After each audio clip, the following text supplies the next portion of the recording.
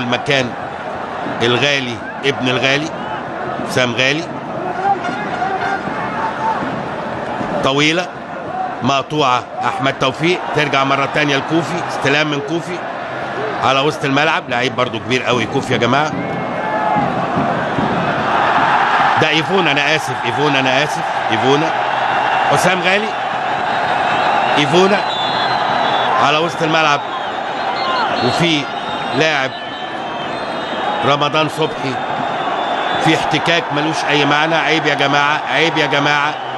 رمضان صبحي يبدو في كوره كده تدخل فيها وحماده طلبه عمال يكمل فيه، ما يصحش الكلام ده خالص خالص خالص. عيب عيب عيب عيب عيب عيب. حجازي تدخل على طول ومحدش يخش من جوه، لانه هذا مظهر لا يليق ابدا ابدا.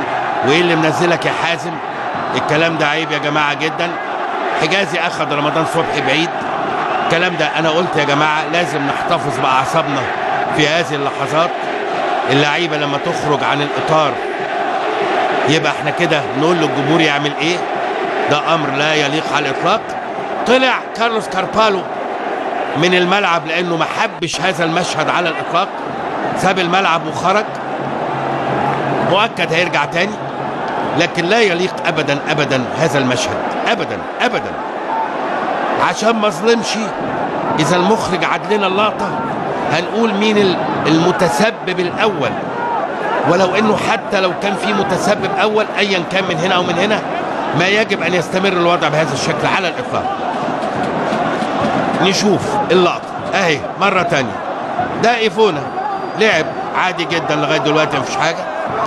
انا شايف هنا رمضان قاعد على ركبه جنب كاربالو بيقول له قوم. تدخل لاعب من نادي الزمالك وحصل الاحتكاك. معناه ايه مانيش عارف، معناه ايه مانيش عارف. حماده طلبه متعصب زياده، وحسين السيد بيقول له خلاص بقى عيب مالكش دعوه انت. يبدو ان هم اصدقاء لانه سمح له انه يمسكه من التيشيرت بتاعه. وحسين السيد ظهرت عليه بوادر العقل فجأة وبقى قايم بدور الحكيم على أرض الملعب. وادي المشهد، حجازي سحب رمضان. يبقى هنا المشهد اللي أنا شفته إنه وقف على الكرة مرة تانية، نفس الحركة هي بتاعة رمضان صبحي. فمش عاجبهم لعيبة الزمالك، ونزل حازم إمام. ما يجب إن أنت تنزل أبدا يا حازم. وحسام غالي بالتالي تدخل في الموضوع، وبدأ الشناوي يخش يحجز. لكن مشهد ما يصحش، مشهد ما يصحش برضو.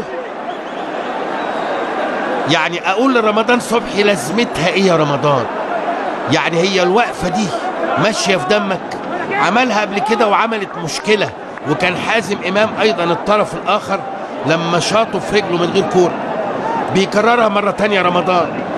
عندك 18 سنه ماشي، لكن يبقى ان انت بقيت لاعب في النادي الاهلي وفي منتخب مصر، لازم تضبط اعصابك اكتر من كده.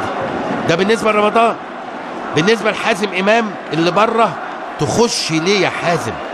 لان دخولك اشعل الموقف زياده عن اللزوم، زياده عن اللزوم. حماده طلبه احتد وحط كده بنيه كده هاديه في السكه، برضو ده ما يصحش ابدا، لان الحاجات دي بتشعل الامور.